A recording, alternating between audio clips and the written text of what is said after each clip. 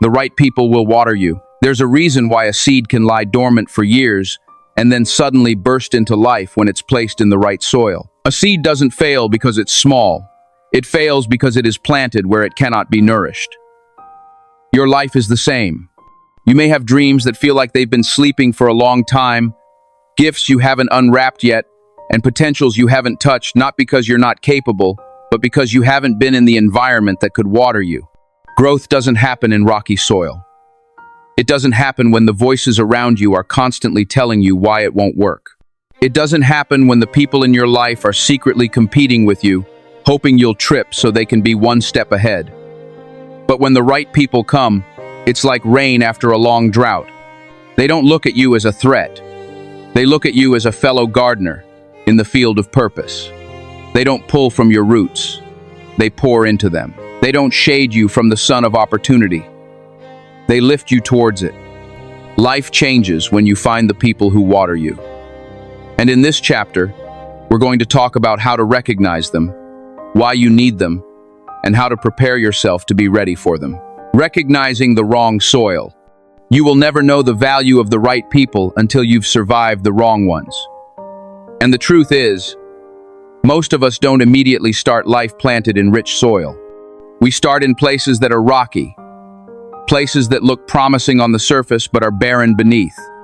Sometimes those places are physical, our hometowns, our workplaces, our schools. Other times, they're emotional and relational. The groups we call friends, the people we give our trust to, the voices we allow to influence us. You can't always tell that the soil is wrong at first. In the beginning, it feels like home. You tell yourself, these are my people. This is where I belong. You share your dreams and ambitions with them, expecting excitement, expecting encouragement. And sometimes you get it at least at first. But slowly, something begins to feel off. You notice that your good news doesn't bring them joy. It brings them discomfort. You start to sense that every time you grow, their smiles tighten. Their laughter feels different. Their words are polite, but their eyes tell another story. The wrong soil is deceptive. It doesn't announce itself with a warning sign. It doesn't say, "Here, your growth will be stunted." Instead, it feels familiar. It feels safe. It feels like the place you've always known. That's the danger. Familiarity makes us overlook barrenness. And while you stay there, your roots search for water they will never find. The wrong people, the wrong circles, are like shade over a flower that needs the sun. They block opportunities without you even realizing it. They plant doubt in your mind under the disguise of advice. They speak to you with kindness but never with belief. And if you stay there long enough, you start adjusting your growth to their comfort level. You start bending your branches so you won't stand taller than they do.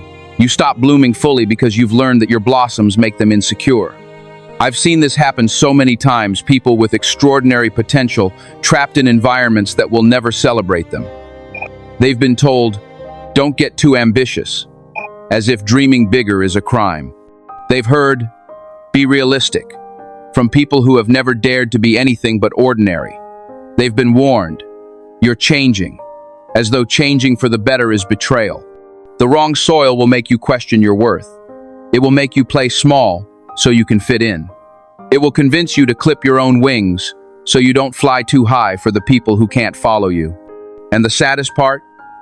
You might think this is loyalty. You might call it love. But in reality, it's a slow death to your purpose. Sometimes, the wrong soil is made up of people who genuinely care about you but care in the wrong way. They want you to be safe, so they keep you in a box. They want you to avoid disappointment, so they discourage you from trying. They think they're protecting you, but in truth, they are protecting you from the very experiences that would make you grow. Other times, the wrong soil is toxic from the start. People who can't stand the thought of you surpassing them. People who measure their value by how far ahead they are compared to you. They see your potential as a threat, not a blessing. And they will use every tactic, subtle or loud, to keep you from becoming all you're meant to be. Recognizing the wrong soil is not about judging people as good or bad. It's about recognizing what nourishes you and what drains you. You can't pour your energy into defending yourself in the wrong environment and still have enough strength left to grow.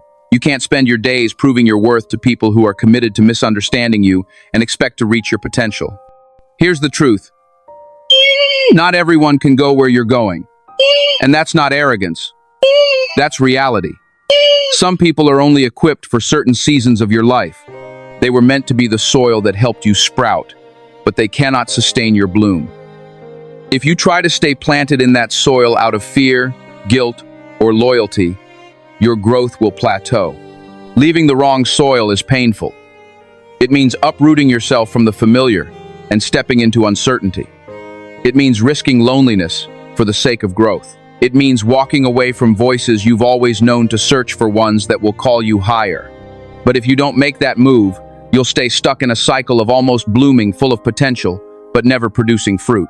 You know you're in the wrong soil when you have to shrink to stay.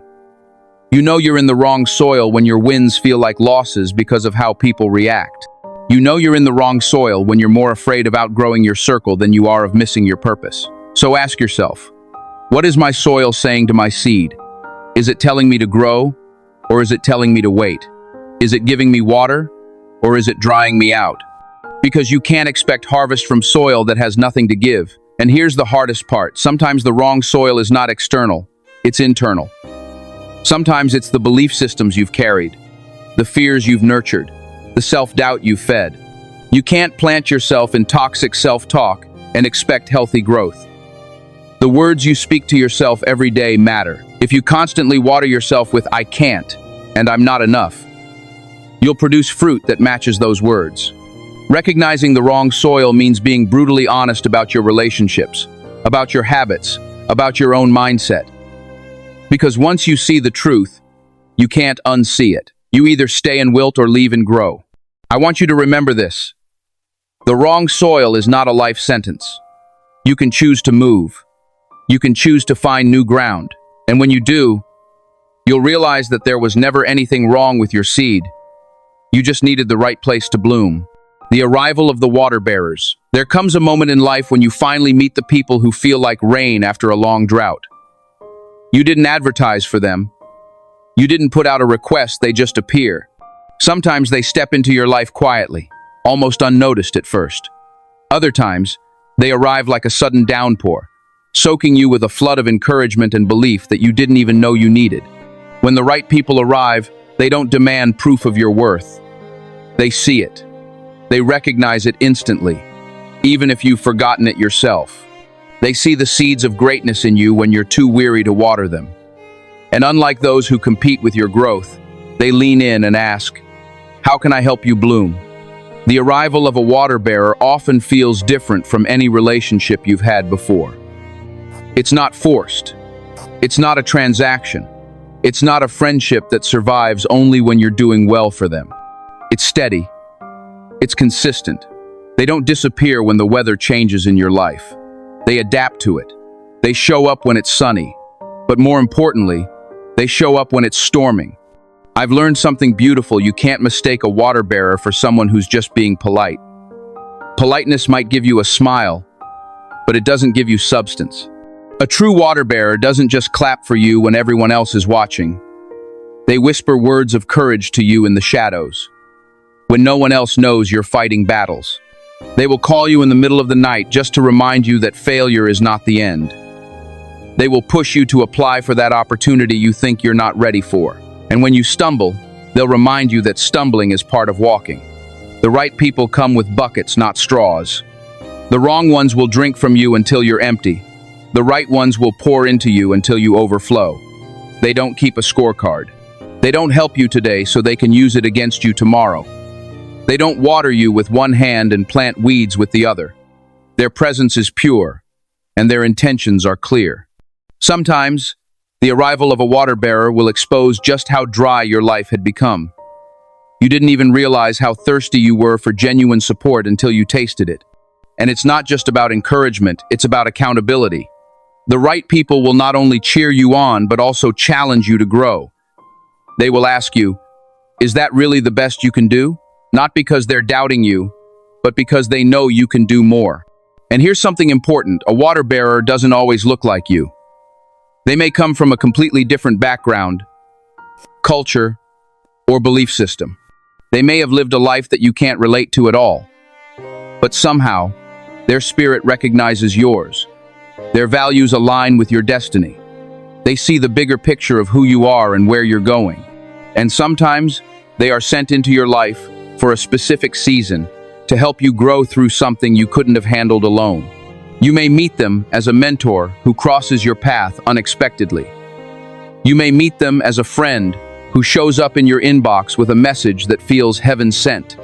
You may meet them through a mutual connection who says, "You two need to talk." But however they come, there's a sense of divine timing to it. They show up right when you've decided you can't keep pushing forward.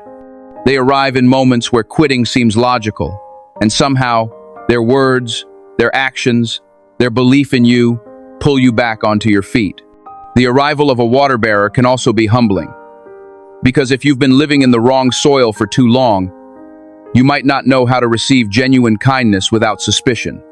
You might keep wondering, what's their real agenda? But slowly, through their consistency, they teach you that not everyone who comes into your life is there to take from you. Some people are there to give without expecting anything in return. And if you're listening to me right now thinking, I've never had people like that, I want you to hear me clearly. They exist. But you must be willing to walk away from those who drain you, so you can make room for those who will pour into you. You can't keep your arms full of the wrong people and expect to catch the right ones when they arrive. Sometimes, these water bearers are temporary, meant to prepare you for the next season. Other times, they're lifelong connections. Either way, their arrival marks a turning point. You start to notice that you're speaking differently, thinking differently. You start to dream bigger, not because your circumstances have changed, but because the voices around you have changed. I remember hearing someone say, the right conversation with the right person at the right time can change your entire life. I believe that, because when you're in the presence of a water bearer, even casual conversations have power. They speak life over you without rehearsing it. They encourage you without even trying. And sometimes, their belief in you will outrun your own belief in yourself. And that's the kind of push that can catapult you into your destiny. So when the water bearers arrive, don't take them for granted. Recognize them, honor them, let them in. And just as they pour into you, be intentional about pouring back into them. Because when two people commit to watering each other, both gardens flourish beyond imagination. Preparing yourself for rain, you can be in the middle of a drought, praying for rain, begging for new life, asking for better people, and still not be ready when the rain comes. I've seen it happen. Good, well-meaning people crying out for change, asking for divine connections, asking for the right mentors, the right opportunities, the right friends. And then when those blessings arrive, they can't receive them. Not because the rain wasn't real, but because they hadn't prepared their soil to hold it. Preparation is everything. If your heart is still covered in the debris of old betrayals, you will misinterpret love as manipulation. If your spirit is still holding on to the bitterness of past friendships, you will mistake genuine kindness for a hidden agenda. If your mind is still trapped in a pattern of self-doubt, you will sabotage the very relationships that were sent to help you grow. Think of a farmer.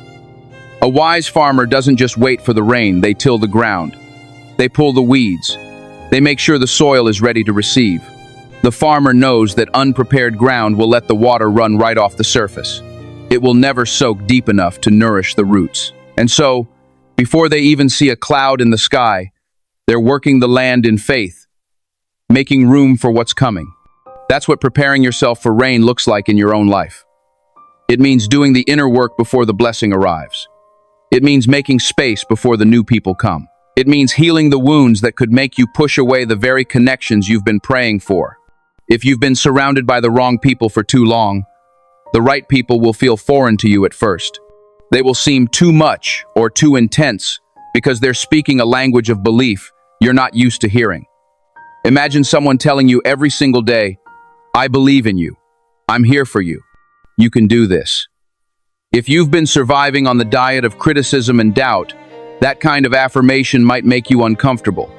You might even think, nobody's that supportive. What's their angle?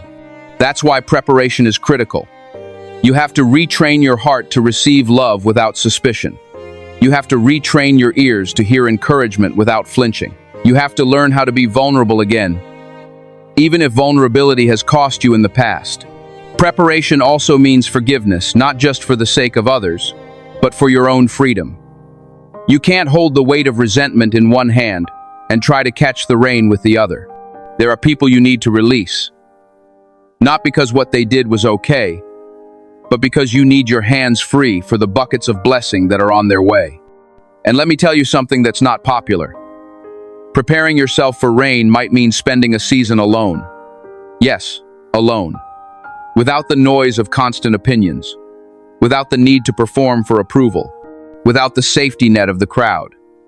Alone, so you can hear your own voice again. Alone, so you can hear God's voice without the static of others' expectations. Alone, so you can figure out what you actually need in a friend, in a partner, in a mentor, not just what you're used to accepting. I know that kind of solitude can be scary.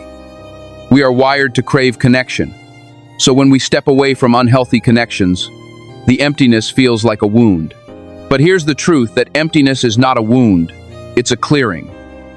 It's space being made for the right people to enter. And the clearer that space is, the easier it will be for you to recognize them when they arrive. Preparation is not just emotional, it's also practical. If you've been praying for a mentor, ask yourself, am I ready to be teachable? If you've been asking for a network of supportive people, ask yourself, am I showing up in ways that add value to others? Because the rain doesn't just come for you to receive, it comes for you to grow.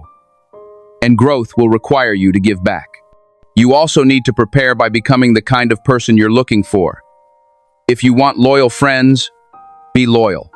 If you want people who will believe in your dreams, believe in theirs. If you want mentors who will pour into you, start pouring into someone else. This isn't about pretending or forcing kindness. It's about creating the same kind of environment for others that you wish someone would create for you. Because like attracts like, and healthy soil attracts healthy seeds. And here's something you may not expect. Preparation will also test you. Just because the right people are sent, doesn't mean the wrong ones will stop showing up. Sometimes, right before the rain comes, you'll get another invitation back to the desert. An old friendship will call. An old relationship will resurface. A toxic connection will suddenly seem to change. And in that moment, you have to choose, go back to the soil that almost killed you, or stay ready for the one that will make you bloom. So ask yourself, if the right people came into my life tomorrow, would I be able to hold on to them? Or would I push them away without even knowing why? If you're not sure of the answer, that's your signal, it's time to prepare. Preparation takes patience. It takes humility. It takes courage. But if you put in the work now, when the water bearers finally arrive, you won't be fumbling to figure out if you deserve their support. You'll already know you do, and you'll be ready, bucket in hand, to receive the rain, the mutual bloom. Something beautiful happens when you finally meet the right people, and you both commit to watering each other.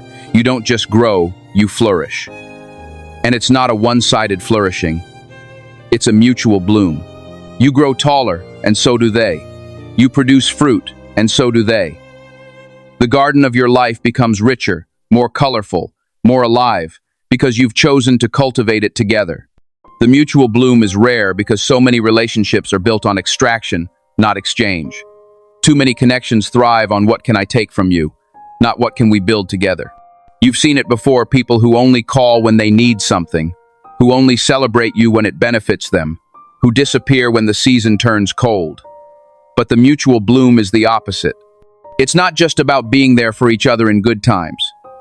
It's about refusing to let the other wilt in hard times. In a mutual bloom, encouragement is not rationed, it's abundant. Wins are not compared, they're multiplied.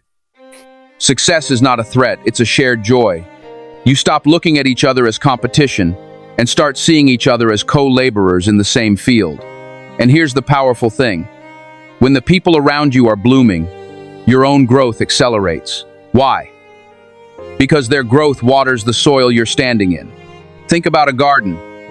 If one plant is thriving in rich, healthy soil, it improves the quality of the environment for the plants beside it. The shade it offers, the nutrients it returns to the soil, the way it draws pollinators, all of it benefits the whole space. That's what the right people do for you. They don't just grow. They create an atmosphere where everyone connected to them can grow too. And when you're committed to their growth as much as your own, something extraordinary happens. You both start producing more than you ever could alone. I've seen friendships like this transform entire lives. Two people start a small dream together, maybe a project, maybe a goal, and because they consistently water each other with belief, encouragement, and accountability, that dream explodes into something they never imagined. One person says, "I think you can do better than this," and instead of feeling attacked, the other feels inspired. One says, "Don't give up here. You're too close to stop," and the other pushes through the wall they were about to quit at. Over time, those moments stack up into victories neither could have claimed without the other. And the beauty of the mutual bloom is that it's never one-sided for long. Yes, there are seasons where you might be the stronger one, the one doing more of the pouring. Maybe your friend is going through a rough patch, and you have to speak life into them daily. But then the season shifts. One day, you're the one weary, discouraged, ready to quit, and they become the water bearer for you. There's no scoreboard, no tally marks, no, "I did this for you, so now you owe me." The love and support flow naturally, back and forth, like rain that soaks every root without discrimination. In a mutual bloom, there's also space for truth. Not the harsh, careless kind of truth that cuts for the sake of being real, but the kind that prunes so you can produce more fruit.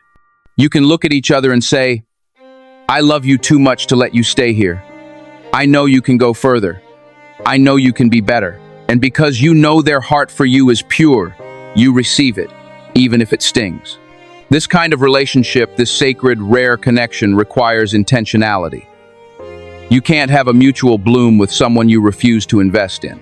You can't expect to reap the benefits of their support if you're not willing to give yours. And you can't have a garden like this if you're constantly comparing your growth to theirs. Comparison kills collaboration. Jealousy poisons the soil. But when you decide, your win is my win, and my win is your win, you remove the barriers that keep most people from truly thriving together. And here's the thing, a mutual bloom isn't limited to just two people. It can be a circle, a team, a family. I've seen entire groups commit to watering each other, and the result is nothing short of powerful.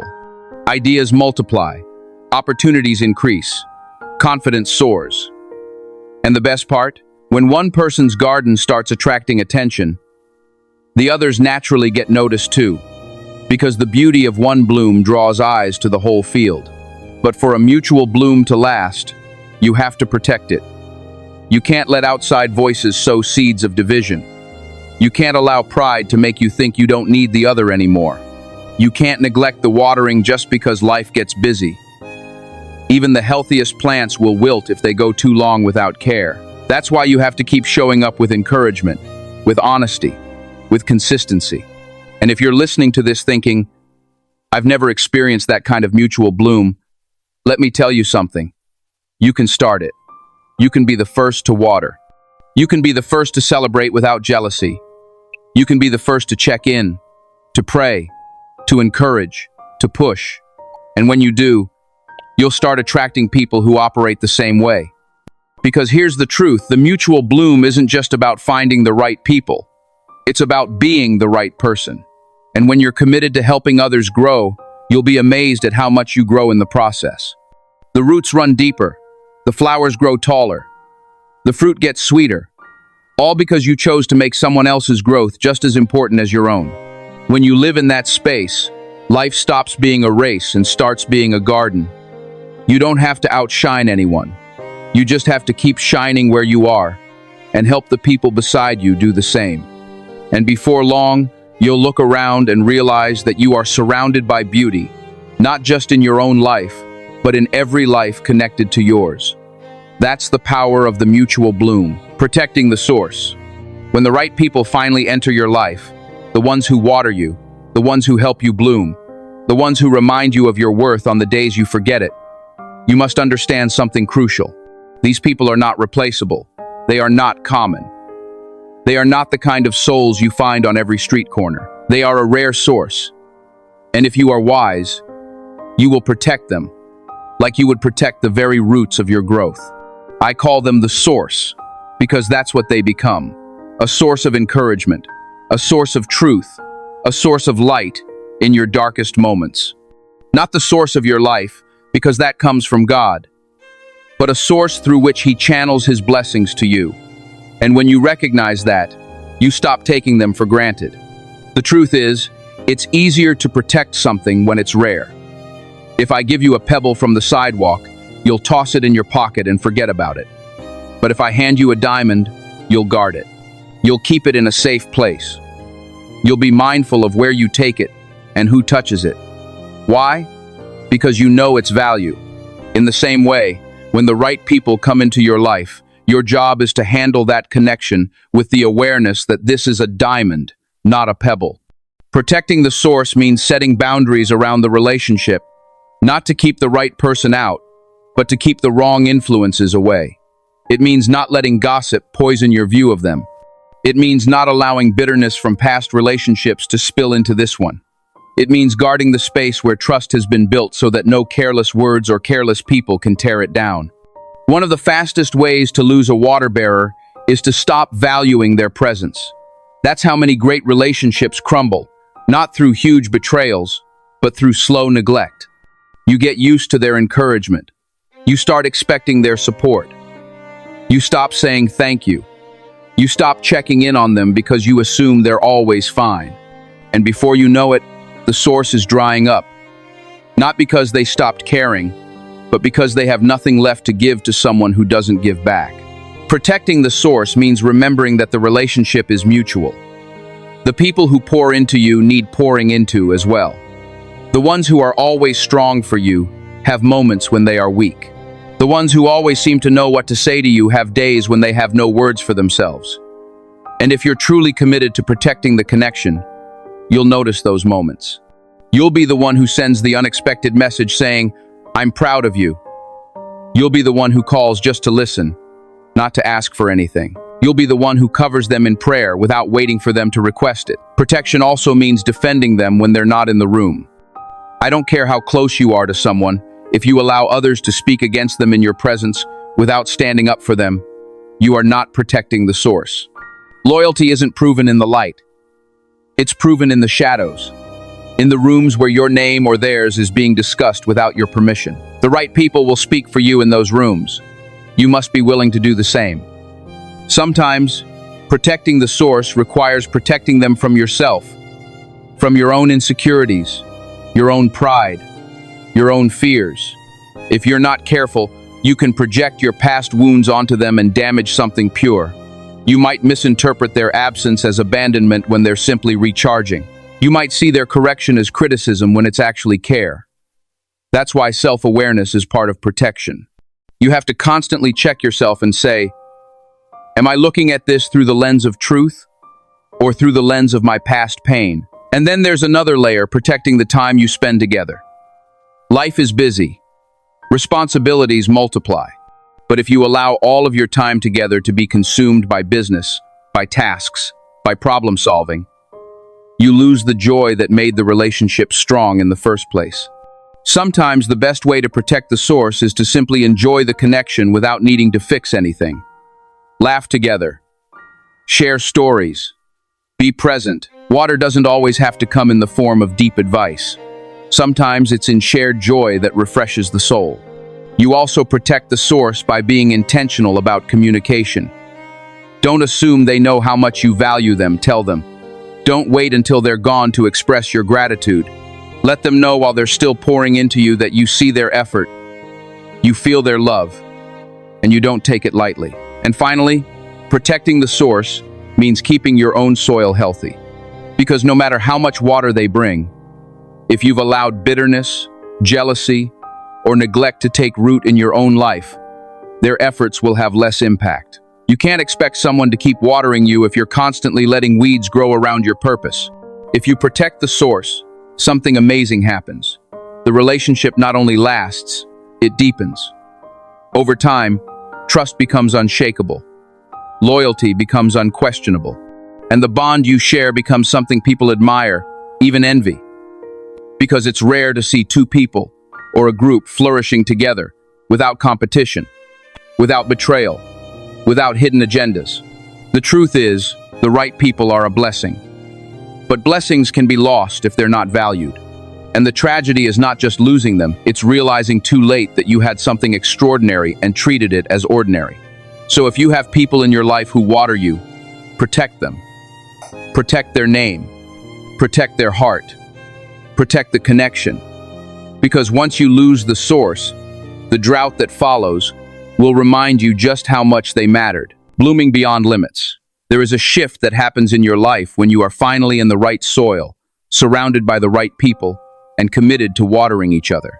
Growth stops being something you have to force. It becomes something that flows naturally. You start doing things you never imagined yourself doing. You start stepping into spaces you used to believe were too big for you. You start living a life where your potential is not just a theory but a daily reality. Blooming beyond limits is not about arrogance. It's about expansion. It's about realizing that the limits you thought were holding you back were often not real. They were illusions, created by wrong environments, wrong voices, or wrong mindsets. And when those are replaced with the right environment, right voices, and a renewed mind, the impossible starts to look possible. I want to tell you a story. Years ago, I knew a young man named Samuel.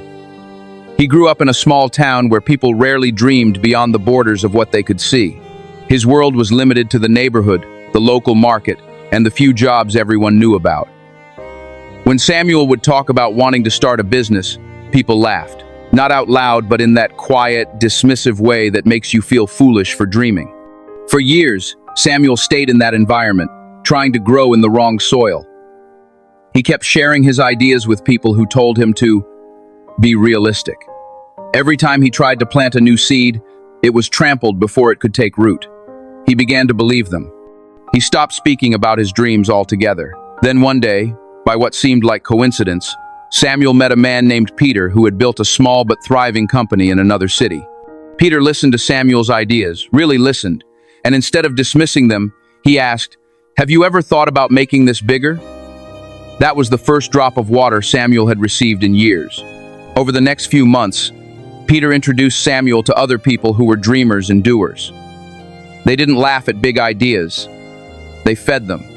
They didn't warn him to be realistic. They showed him how to make the dream real. And slowly, Samuel began to change. He started reading books he never would have picked up before. He learned skills that weren't available in his small town. He began making moves that, just a year earlier, would have terrified him. Within 3 years, Samuel had built a business that reached clients in multiple countries. But here's the most beautiful part. When people asked him how he did it, he didn't start by talking about the business plan or the funding. He said, "I changed my soil. I found people who watered me." That's what blooming beyond limits looks like. It's not just about your own hard work, it's about the environment that makes that hard work count. It's about having people around you who see the mountain ahead and say, "Let's climb it," instead of, "Why bother?" It's about having those who remind you that you were made for more, even when you're tempted to settle for less. When you bloom beyond limits, you start walking differently. Your posture changes not because you're trying to impress anyone, but because you carry the confidence of someone who has been affirmed and supported. You speak differently, not out of fear, but out of conviction. And here's the thing. When you live in that space, your bloom inspires others to bloom too. People will see your growth and realize they can grow as well. They'll watch you step into places you once thought were off limits and start questioning the limits in their own lives. That's the ripple effect of blooming beyond limits. It never stops with you. But this is why you must stay in the right soil. The moment you go back to rocky ground, you'll feel the difference. Your petals will start to close. Your colors will start to fade. That's why protecting your environment and your circle is not just about comfort. It's about survival. So, as you step into your next season, ask yourself, am I still thinking in terms of my old limits? Or am I ready to live like the boundaries have been removed? Because once you've been watered by the right people, your only job is to keep blooming higher, wider, and brighter than you ever thought possible. And like Samuel, when people ask you how you did it, you'll be able to smile and say, I found the right people, and they helped me see that the only limits I had were the ones I believed in. Finally, wait for the rain, then be the rain. Life is too short to spend in the wrong soil. You have one lifetime, one chance to grow into everything you were created to be. And if there's anything this chapter has shown us, it's that your growth is not just about your effort. It's also about the environment you choose and the people you keep close. The wrong soil will suffocate you. The wrong voices will shrink you. But the right people, they will water you until you bloom in ways you didn't even think were possible. They will see in you what you couldn't see in yourself.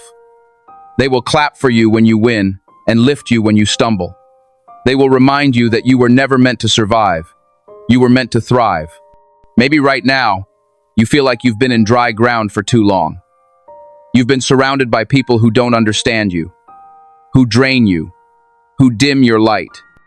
And maybe, if you're honest, you've started to believe that this is all there is. But hear me, you are not buried. You are planted, and the rain is coming. The water bearers are on their way. The right people are being aligned with your path even as you listen to these words. Your responsibility now is to prepare yourself. Heal where you need healing. Let go where you need letting go. Clear space in your heart and in your life for the people who will speak life into you. And when they come, don't push them away. Receive the love, the encouragement, the truth they bring. And most importantly, water them back. Because this is not a one-way street. The people who will water you are also human. They also get tired. They also have battles you cannot see. And if you want the relationship to last, you must pour into them as they pour into you. That's how the mutual bloom stays alive. And when you start blooming beyond limits, remember this. It's not just for you. Your growth will inspire someone else's. Your testimony will unlock courage in someone else. The garden you build with the right people will feed more lives than you'll ever know. You will become a source not just for your own dreams, but for the dreams of others. So, protect your circle. Guard the soil. Celebrate the rain. And when your flowers open wide and the world admires the beauty, point them back to the truth. It wasn't me alone. It was the people who watered me and the God who sent them. I want to leave you with this final challenge. As much as you desire the right people to water you, be determined to become the right person who waters others. Somewhere out there, someone is planted in rocky soil, longing for just one drop of encouragement. You can be that drop. You can be the rain. And in giving water, you'll find yourself growing even more. So I say to you today, don't settle for the desert when the garden is waiting. Don't stay in the wrong soil when the right one is within reach. Seek out the people who will water you. Protect them, cherish them, and be the kind of person they're grateful to have in their own garden. Thank you for walking through this journey with me. The right people will water you. If this has blessed you, inspired you, or spoken to something deep within you, I invite you to stay connected with Motivational Dose, the place where your purpose is reminded, your spirit is lifted, and your fire is kept alive. Until next time, keep growing, keep watering, and keep shining. God bless you.